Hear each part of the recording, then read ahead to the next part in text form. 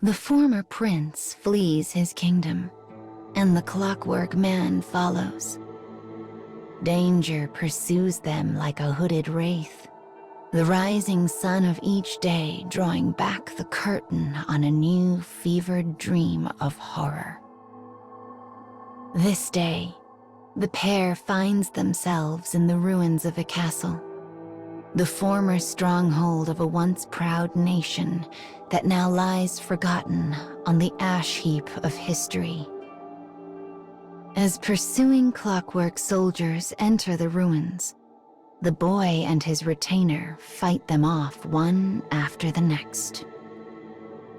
During a particularly fierce skirmish, one of these pursuers burns the retainer's hand. Their enemies are mass-produced clockwork soldiers featuring the newest and best technology the kingdom has to offer. The man is an older model, and though he has never once failed to protect the boy, each victory is hard-fought, the margin thin as the edge of a knife. But in addition to being more advanced, their new enemy is equipped with the latest weaponry and shows no sign of relenting. As the retainer skillfully slips into the shadows, he makes a signal to the prince, who holds his breath. Their window for victory is a hair, an eyelash, a whisper. The moment the enemy turns his back, the retainer dashes forward. By the time he realizes something is amiss, the clockwork man's weapon is drawn. The dry crack of a gunshot echoes around the crumbling walls of the ruins. Another narrow victory is theirs. He turns to the boy and sees relief wash over his young features. But then, he senses something overwhelming approaching from afar. Glancing out a nearby window, he sees a force of clockwork soldiers on the march, their numbers stretching off to the horizon.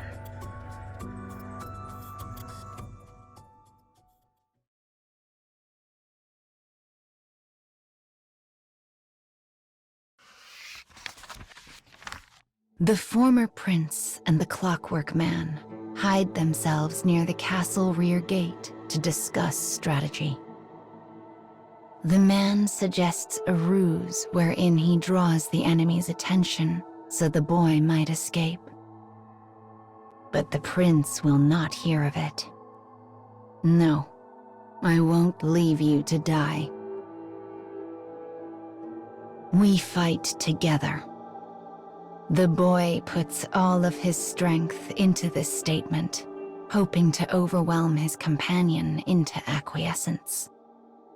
But the man simply shakes his head. This enemy is beyond any we have yet faced. I cannot protect you and hope to defeat them at the same time. It is a cold and bitter analysis. After a moment, the boy reluctantly accepts the truth of it. He hefts a bag filled with his few meager possessions over his shoulder and slips through the back gate. I'll meet you in the next town, he says. We'll go on from there. A slight smile washes over his face before he slips off into the dark. I must survive, thinks the man. He makes his way forward with sure and powerful steps. He is ready to lay all on the line so the boy's great cause might yet become reality. I must protect him.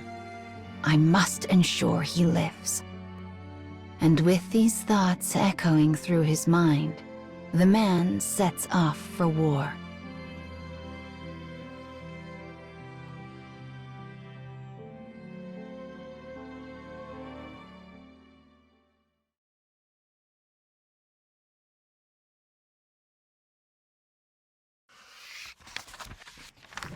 The castle ruins are a fog of gunpowder haze and flying lead. The enemy's plan is clear: strike fast and hard and damn their own losses. Their numbers are staggering, their power unimaginable. They move as one, an unstoppable wave that seeks only to destroy. Bullets enough to blot out the sun fly over the man's position without pause. He is badly injured and bleeding from countless wounds. But he has learned many things on his travels and possesses knowledge his enemies do not. He knows things, ways to escape situations that would prove fatal for any other. So as the bullets rage, a desperate flame sparks to life in the deepest part of his soul, and he redoubles his efforts. Finally, silence descends over the ruins, leaving only the hollow click of his own gun as it cycles one final time through a now empty chamber. Before him lies a mountain of motionless clockwork soldiers. He is near the edge of exhaustion, the edge of death, and yet, somehow, he has won. A beat. He is a moment too slow. One clockwork soldier, one survivor, leaps out from behind a wall in ambush. The enemy aims his weapon at the small spot between the man's eyes. And though he understands what is happening, he cannot move. The damage is too much, he thinks calmly. The neural connection to my motor functions has been severed. Farewell, my prince. With that, the man surrenders his future. A single gunshot rings out, scattering any possible resignation to the winds.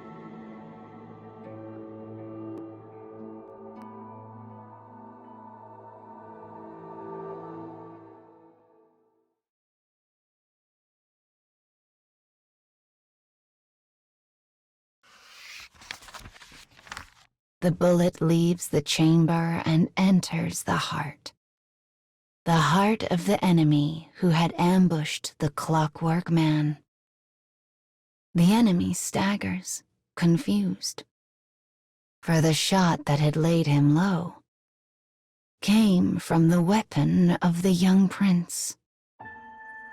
In his hand is one of the man's spare guns, which had been placed in the bag some time before. As shock and relief flood through the clockwork man, he finds his legs will no longer obey. He feels himself falling to the earth. But then the boy has him. "You've always been the one supporting me," says the young prince. "It's time for me to return the favor." His voice is a transient whisper. The man attempts to speak, but the words refuse to make the journey from mind to mouth. Why, he thinks, why did you come back? In all of the man's planning, he never once considered that his young charge might return. But when he heard that single shot ring out, he knew instantly in his heart what had transpired. As he holds on to consciousness, the man realizes something. Though he had chosen to protect the boy, he still subconsciously trusted and relied on the prince's strength and judgment. He turns this thought over and over in his mind. How had he been able to defeat such an overwhelming enemy? How did he possibly emerge victorious over the newest models of soldiers? But no matter how hard he thinks, the answers elude him. The bond between him and the boy is a thing beyond battlefield calculation. And perhaps that is precisely what he must protect. The precious bond that exists in the gossamer moment between past and future. "Come on," says the boy. "Time to rest." Though his thin arms and legs tremble, the boy continues to support his clockwork companion. And as the man leans into his shoulder, he sees the boy's smile return, one that seems likely to echo on into infinity.